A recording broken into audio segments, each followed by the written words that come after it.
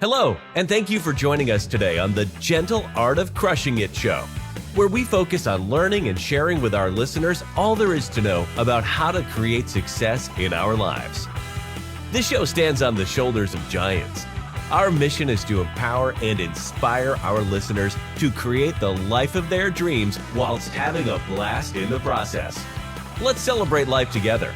Welcome to the show. All right. Welcome back to the Gentle Art of Crushing It podcast. My name's Randy Smith, and I will be your host today. And really excited to have Adam LaBarr with us. Adam is the founder and CEO of RAL Capital Group, which primarily invests in multifamily and residential assisted living. He's also the owner of Active Duty Passive Income, and finally, the podcast host of the Biz Dad podcast. So Adam, welcome to the show.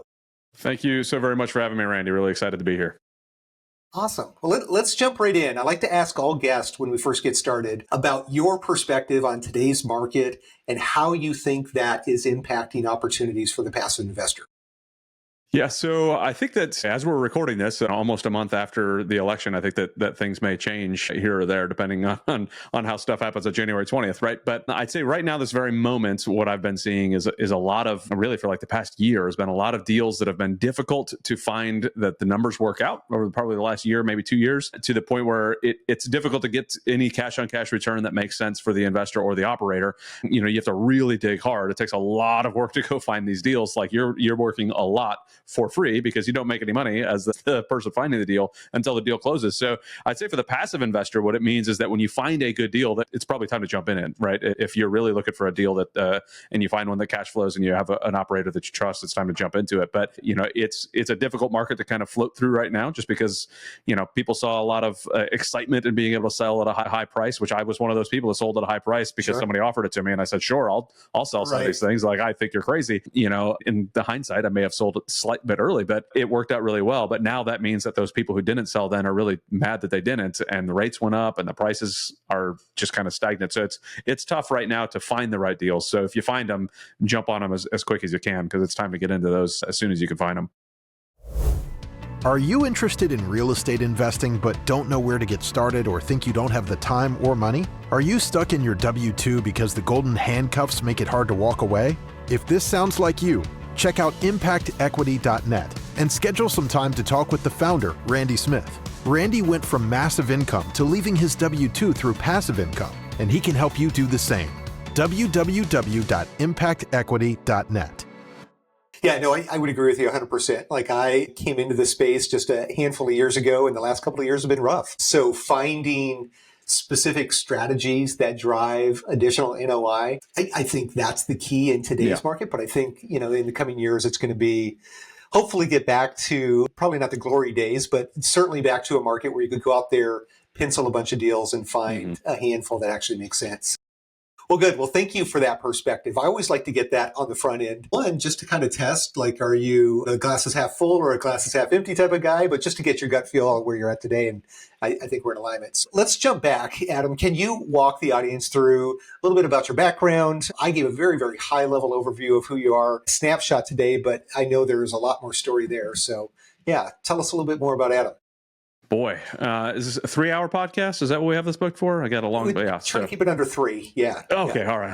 I'll keep it under 3 hours. Yeah. So I was a military brat turned military guy. I joined the military right out of high school. I was jumping around the world doing all sorts of crazy stuff. I started off as a crew chief on the stealth fighter many, many years ago, back when that plane was flying around. And then I became a dog handler and deployed to Iraq and Afghanistan, living paycheck to paycheck. I had no idea what I was doing in my life. I didn't know what saving money meant. I didn't know anything about any investing, nothing.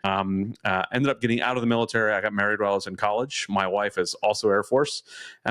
She was the one who said, "Hey, we should look at real estate." I kind of laughed at her and then decided I was going to go lose money in the stock market. And so I did. I lost money in the stock market and said, "Honey, what was that you mentioned about real estate again?" Because her mom had a rental property. Her grandma had 2 rental properties. So she just thought, "Hey, we should have a house that we rent out to people." And I didn't think anything of it, but I started researching it and digging into it. And I said, "Hey, I think we're going to buy apartment buildings." And she was like, "What are you talking about?"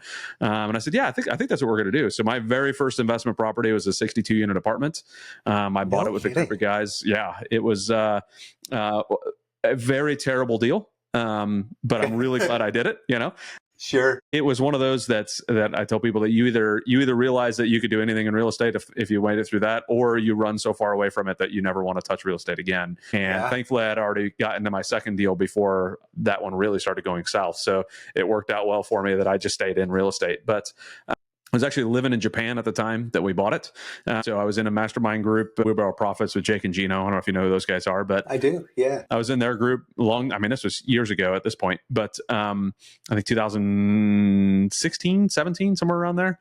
But I got into their group, and within 6 months, I bought my first deal with a couple guys from in there, and it was off to the races from there. I invested passively, and then I bought a few more deals, and really just enjoyed doing it. My wife had no idea what to do with herself when I told her we were going to buy an apartment building. She was like, I'm sorry. I was thinking like a house, maybe. Right. What do you mean an apartment? But yeah, so that's how I kind of got into it, learned how to save and invest and realize all this stuff and how much fun it was. But I ended up getting out of the military shortly after becoming a dad.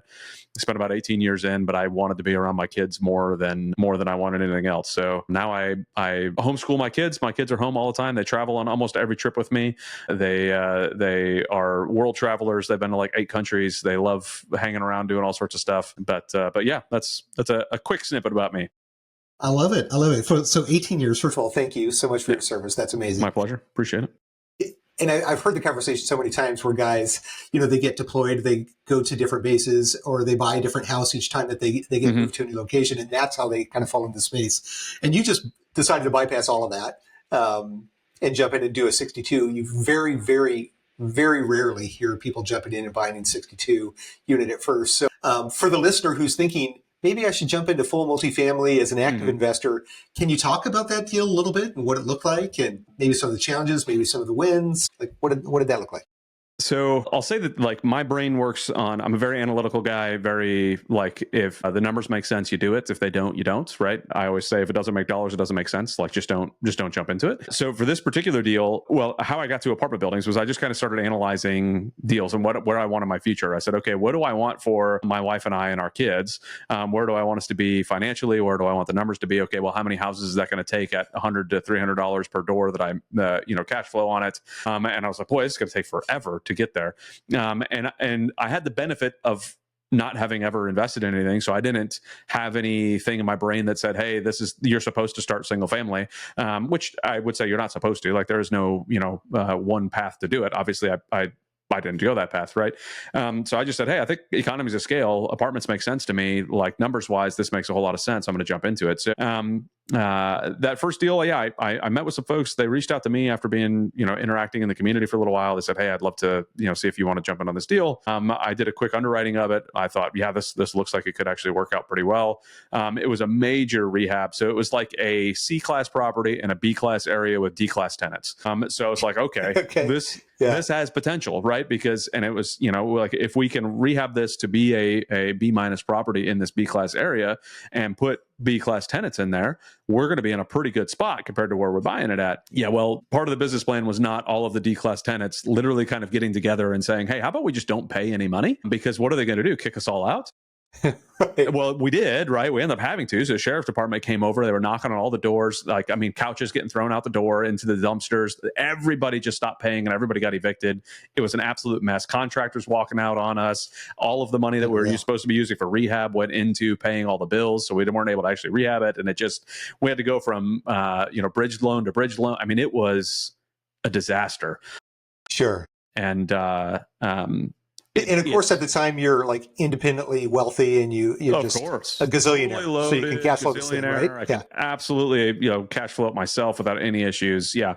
No, that is not. So it was funny because I told my wife once, I said, honey, there's going to be a day where I'm probably going to come up to you and I'm going to say, honey, I'm really sorry. We lost $30,000 on this deal. But the benefit is that the knowledge that $30,000 will make us $300,000. And as this deal was going farther and farther south, I was thinking to myself, that check's a little bigger at this point than 30,000. I don't know what my wife's going to say because this again is our first deal and I had just got us into another deal. So it was like, my wife's going to kill me if this goes completely, over end. And thankfully we ended up getting it to the point where we could sell it off. And we made like 1% over the 3 years we owned that, so we didn't lose money, but man, oh man, was it just an unbelievably stressful time. There were multiple times you get into those conversations at the end of the bed and like your heart's in your throat and you're freaking out and you're like, I don't know how I'm going to have this conversation with my wife at the end of this phone call that I'm having. And it was a rough one. It was a tough deal.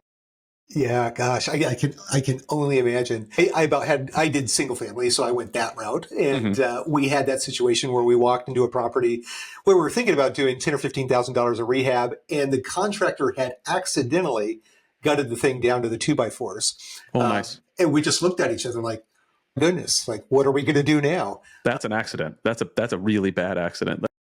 Yeah, exactly. It's certainly not as bad as having 62 residents move out within a short time period, but I can only imagine what you were going through there. Now, were you in the military at the time? Yes. When you were doing this one? Okay, yeah. So you're... And on the other side of the world. I was in Japan. Yeah. Unbelievable. Okay. So did you at least have like part of your team there, feet on the ground? Yes.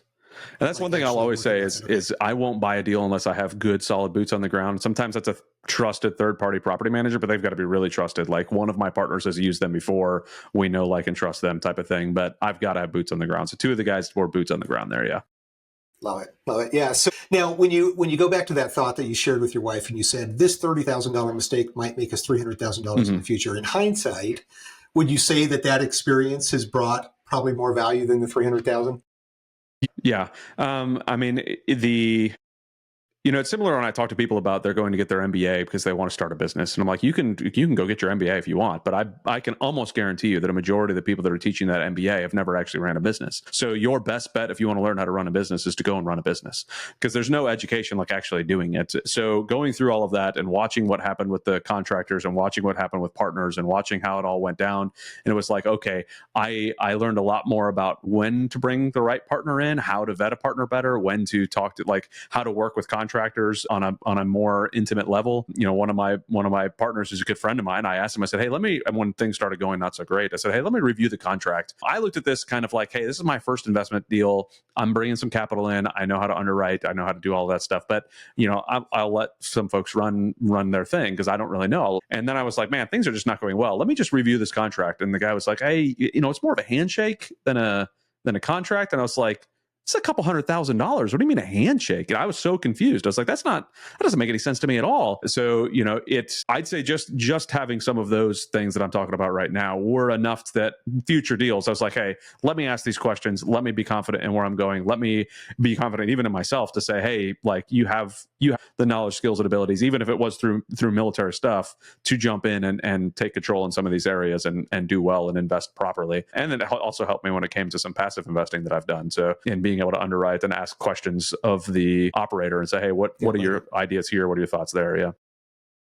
Yeah. So I'm curious, with that experience, we talk a ton about due diligence here, but I'm curious your thoughts about partner selection. And it can be around passive investments, active investments, or just the guys that you're going to go buy assets with. What has that due diligence process evolved to today? When you're looking at potentially partnering with a new partner, what do you do to feel confident that you're not going to run into one of those $200,000 no contract situations again? Yeah. So there's a couple layers to that. Is one, I like to sit down and break bread with the person that I'm going to be partnering with. Like, I want to know who they are. I want to meet their wife. I want to meet their husband, whoever it is. I want to, like, the property is a property. I can underwrite the property and figure out what the numbers are going to do, but the partner can make or break the deal, or will make or break the deal in most cases. There's always, outside agencies that could ruin something, some tax thing or some. Brandon Turner was recently speaking at my company's conference, and we sat down and he was like, yeah, like we all of a sudden had this like $2 million tax increase on 3 of our properties combined. And he was like, that does a lot to a fund. And I was like, yeah, those are the things that, of course, you have to communicate that with your investors, but you can't, like that, you can't foresee if that's going to happen. You can maybe guess whether or not that's going to happen, but the partner side of the house, you can foresee. Like, you could sit down and have conversations with them. You can figure out who they are. You could do the background check. I haven't gotten to the point where I do background checks on partners yet, but I'll check everything out on Facebook. I'll learn who they are. I will, again, sit down and have dinner with them. I want to know ins and outs of them. If they'll have them a drink, kind of loosen up. When I was in Japan, that was one thing that, like, the Japanese, I worked a lot with the Japanese law enforcement while I was there, and they, in their culture, they won't trust trust you in any business deal until they've been drunk with you, because they want to see who you are drunk, because that's how they can establish whether or not you're a trustworthy type of person.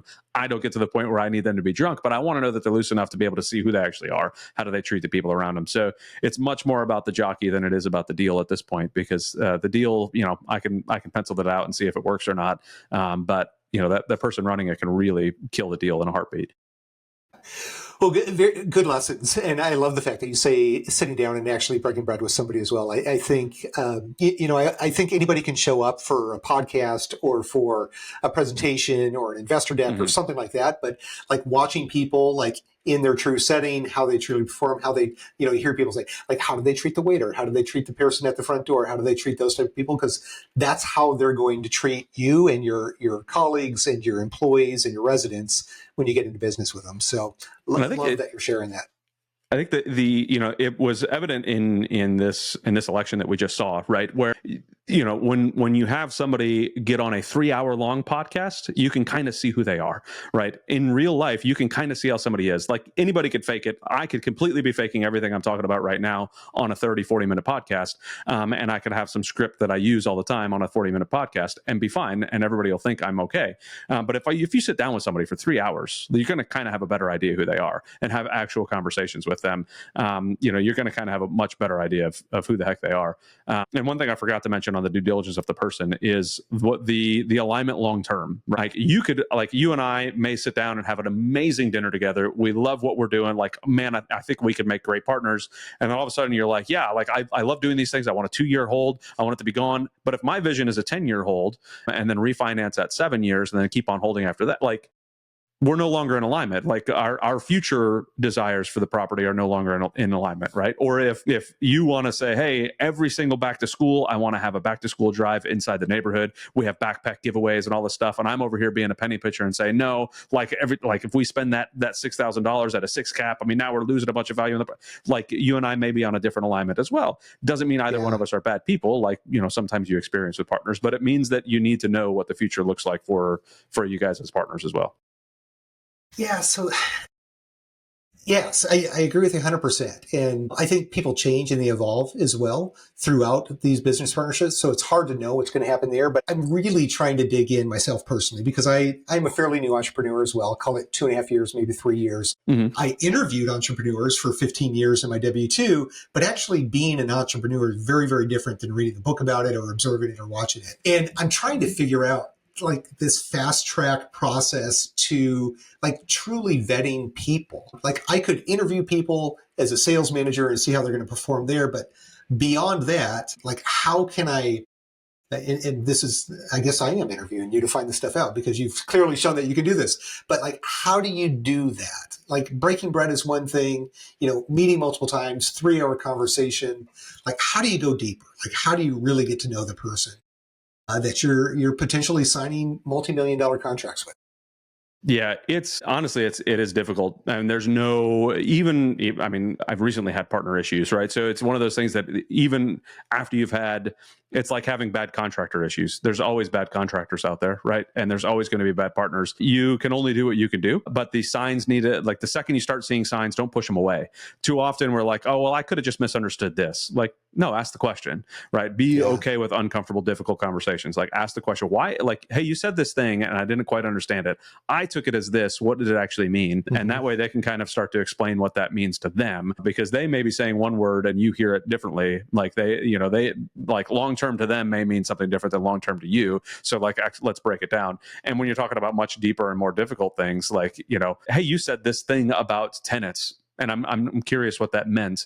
Can you help me understand what you were saying? And having the difficult conversations. It's one of those like you don't jump right in on the first date and get married. Most people, and I wouldn't recommend doing that with a partner also because you're getting into a contractual relationship with somebody. So, and that goes into because, we in one company that I'm an owner of, we recently were redoing our operating agreement.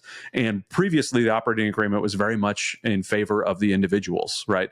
And now we said, hey, like we need to make this operating agreement in favor of the company. How do we make the company survive? And that means that we need to have a way to stop individuals from participating in the business if needed. Like having an operating agreement written down and say, hey, when we're writing up this business agreement and you and I are becoming partners, we think that this is going to work out well. But the OA can be kind of a prenup for the marriage, right? And have it set up inside the OA that says, hey, these 3 duties are yours, these 3 duties are mine. And if one of us doesn't achieve those duties, this third person is an arbiter for us. And if they think that one of us is not operating and fulfilling our duties, then we have a 30-day period to correct the issue. And if we don't correct the issue, then that person has the ability to immediately buy that person out. And there's just ways to kind of write it up to where you're protecting the business and protecting each other and say, hey, I think we're going to be great partners.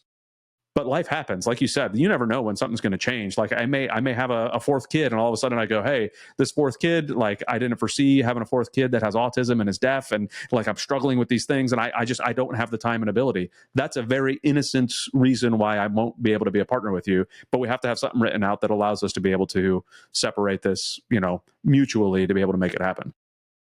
That is so smart. That is so smart. I love like this idea of the OA being the prenup, like asking the hard questions, like this is how we're going to break up, try to think of every possible reason that could cause that and then solve for that. I really like your point about having the hard conversations too. I had a recent situation with somebody who I've been doing business with for 5 or 6 years. And it's always been rainbows and unicorns. And all of a sudden we enter a phase where things are a little bit challenging and I start asking questions and a whole different person shows up. All of a sudden I'm like, gosh, who have I been doing business with? When everything was going well, it was great. But now that things are challenging, I'm seeing a different side of this person that I wish I would have known on the front end. So good stuff. Good stuff. Well, yeah, this is an interesting conversation about that piece of it, but considering that we're trying to educate and inspire the newer passive investor, let's jump back if we can into the real estate related topics and talk a little bit about what your world and your organization looks like today. I know you've done multifamily and residential assisted living. Can we talk about RAL a little bit to dig into that? Because we haven't talked about that much on this podcast yet. Yeah. So the residential assisted living, we have a 44 bed up in outside of Atlanta. And I got brought into that one. So it was they had already kind of started it, had a partner in there. And it was a previous partner of mine that invited me in because they were having contractor issues. And I had some issues with some contractor stuff, right? So I bought into the deal, jumped in, started working with it.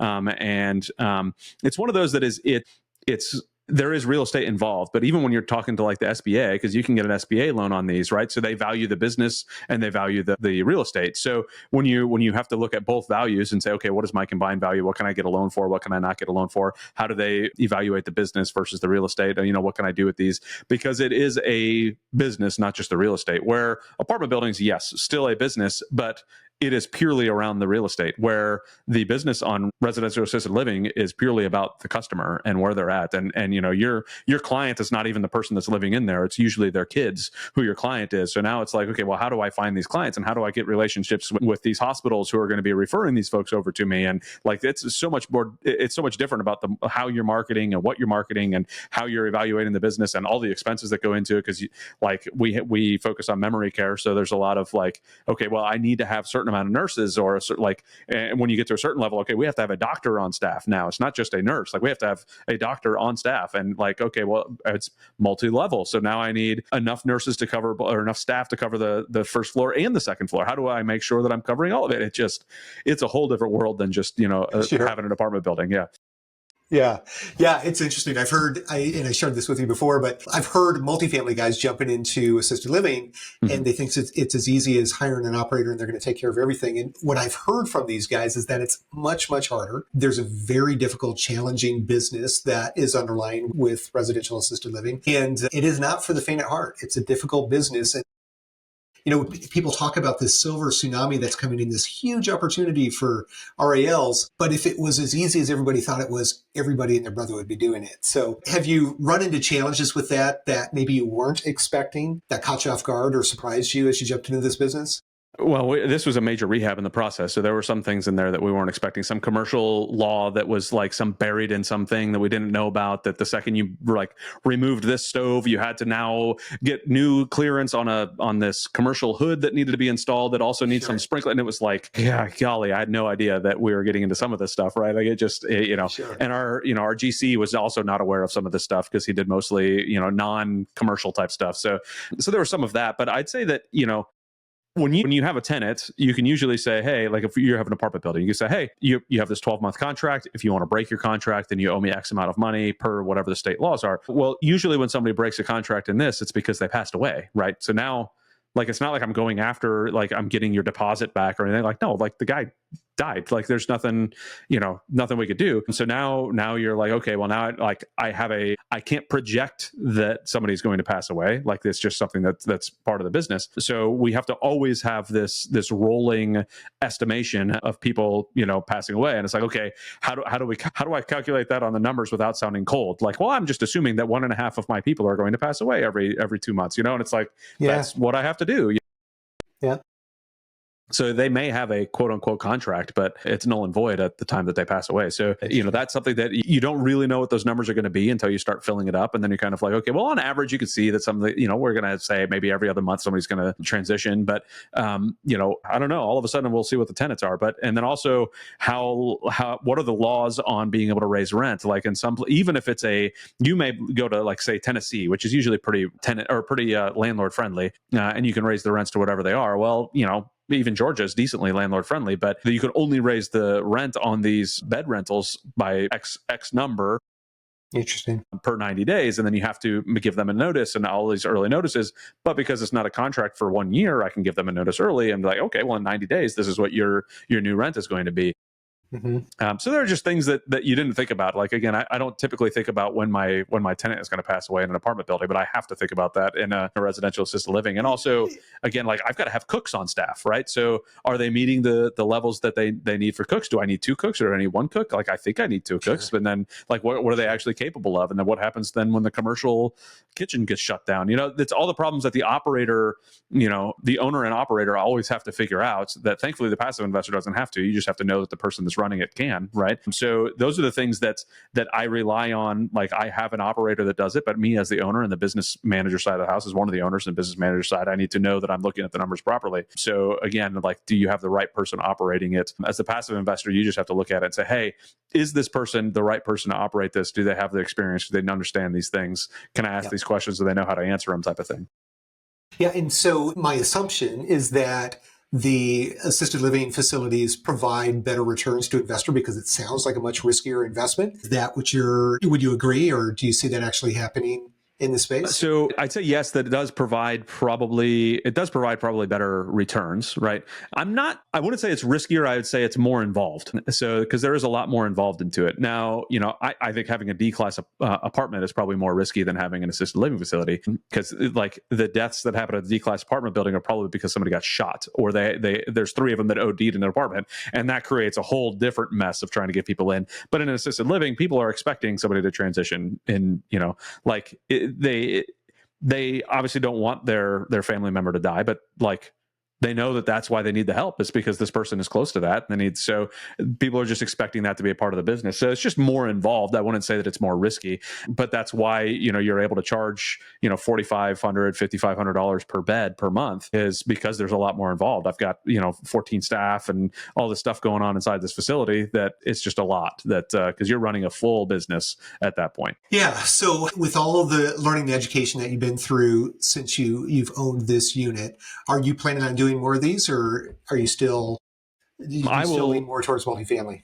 I will likely do more of them. So, when I was talking to somebody on my podcast a few months ago, they were like, look, you can't create the market. You just have to participate in it, right? Like, it's not, and then to go back again to what Brandon Turner was talking about, he was like, hey, like, I've got to find the spots where I can make the money. So, I can't be married to an asset class. I have to be married to running a business that makes money.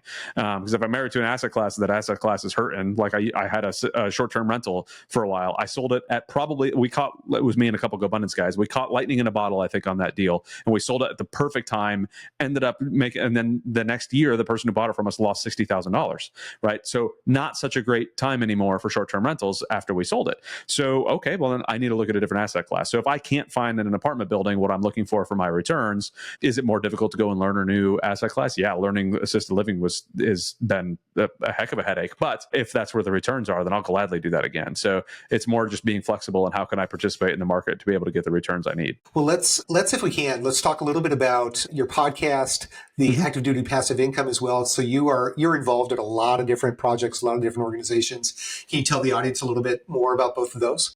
Sure. Yeah. So I'll start with active duty passive income. We're an education company that teaches military members, veterans, and their families how to invest in real estate. We've got around 80,000 people in our Facebook group. We've got multifamily products. We've got single family products. We've got free resources, a whole bunch of them. We wrote a book to be able to talk to people. You had mentioned at the beginning, like the military folks bouncing around, like the accidental landlord, right? They bought a house. They ended up having to move and they're like, well, what do I do with this house? I can't sell it, so I'll just rent it out. And then they become a landlord.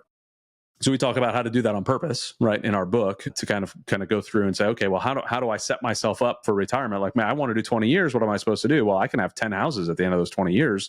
And now those 10 houses plus my retirement, and it's, Mai Tais on the beach, and I'm hanging out. So, but, our intent is really, I don't want folks to wait until they were, in their early 30s to start realizing what investing means. So if I can get somebody started much earlier in their early 20s to start getting that ball rolling, then I'd be a happy man to be able to see that happen. So our goal is to impact the financial trajectory of 3 million military families. So looking forward to achieving that goal. So as far as the podcast goes, yeah, it's the Biz Dad podcast. I absolutely love being a dad. It's one of my favorite things I've ever done in the world. I've got 3 kiddos, and if you ever watch or listen to the podcast, you'll hear them scurrying around in the back. I mean, they do their homeschool right here in my office with me. So they're in and out of my office all the time, traveling with me, doing all sorts of stuff. So I just love talking to folks who are running business and trying to be a good dad in the process. When I was in the military, I saw way too many military dads who I didn't even know they were dads. I'd known them for like over a year, 2 years, and still didn't know they were a dad. And it was like, how did I just now find out you're dad? Because they didn't talk about it. They weren't near them. They were divorced. They never saw their kids. And I was like, I cannot be that dad. I want to be a present dad. So how do I make sure that even as an entrepreneur, I don't become that? Because you can see that in the entrepreneur world where, oh, I'm building this for my family. I'm building this for my family. Meanwhile, they haven't seen their kids in 2 weeks. It's like, okay, are you really building this for your family? And so I want to be able to be a dad that's able to integrate the two of those together in a way that my kids still love me at the end of this path, and they know who I am. So that is amazing. Yep. Such an admirable cause that you're spending so much time and energy and effort on. Both of those causes, I think, are appreciate it. So much needed in this environment we are today. So thank you for that service as well. You're bringing so much value to the organization or to the group here. So, well, gosh, this is, God, I feel like we just barely scratched the tip of what we could have talked about today, but I like to be respectful of your time and the audience as well. So maybe we have you back here in 3 or 6 months or so to talk a little bit more about what you're doing at that point, if that's an option. Awesome. Okay. Yeah. Well, let's wrap it up how we always do. I have a handful of questions I'd like to ask everybody before we go. So let's jump in. So considering this is geared towards the newer passive investor, are there any educational journeys or educational resources or materials that you think could be helpful to the newer passive investor? I'd say probably, like, if I were to pick a book out, it would be probably like Brian Murray's book on, what was it? Is it the ABCs of, no, what was his? Dagnabbit. I forgot the name. I had it set ready to come out of my tongue for this, and then I forgot it. But Brian Murray has a book on apartment buildings. Yes. I think it's Crushing It in Apartment Buildings and Commercial Real Estate or something like that. Something like that, yeah. I've got it on the bookshelf as well, but I can't see it from where I'm sitting right here. I don't know why I can't remember the name. Or Joe Fairless's book, especially like looking at syndications. I mean, it's a massive book, like, the best ever book on apartment syndications, I think is what it is. So I'd say that if you're the kind of person that is analytical and wants to learn all of that, and if you're a passive investor, you need to be analytical. You need to be analyzing the person who's operating the deal and the deal itself. But I would recommend those 2 books for sure on learning what you want. Yeah, both very good books, both books that are on my bookshelf as well that I have been through in detail. So now, are there, like, what's a favorite book or a favorite podcast that you're going through personally right now? Yeah, I'd say my favorite podcast is probably the Biz Dad podcast, if I were to say. But other than my own, right? So, boy, that's a tough one.